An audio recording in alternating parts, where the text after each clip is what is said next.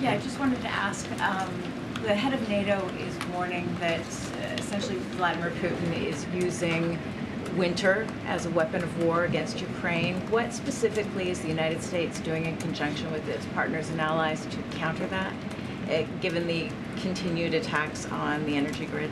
So you're referring to his targeting of civilian infrastructure. Yeah. So, I mean, this is a guy who's used food as a weapon. He's used fear as a weapon. As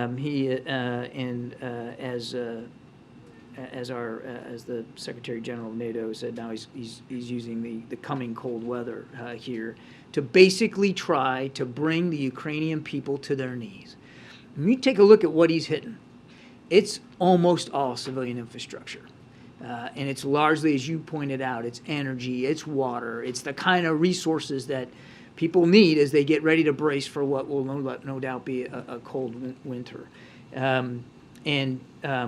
So what we're doing is a couple of things. First of all, we're still going to continue to provide the Ukrainian armed forces with the tools, weapons, the capabilities, the training that they need so that they can be successful on the battlefield. And they have been very successful in just the last few weeks.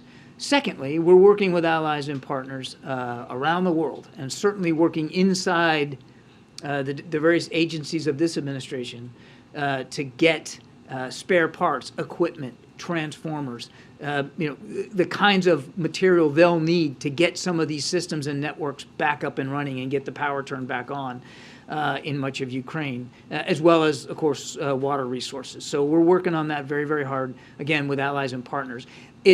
Some of the material will no doubt come from the United States.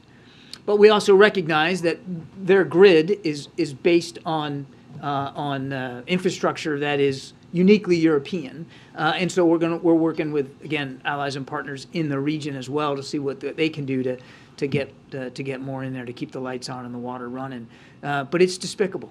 It's absolutely despicable what he is doing in these last few weeks. Not that it hasn't been despicable before, but you hit exactly on the issue that these targets are largely civilian, and it's designed for one reason, and that's to try to bring the Ukrainian people to their knees, because he can't bring the Ukrainian armed forces to its knees. And you would think that now, going into, I guess it's 8 months now, which is hard to believe, actually going into our 9th month here, that he would have learned, Putin would have learned a while ago that you just can't bring the Ukrainian people to their knees. 2 more.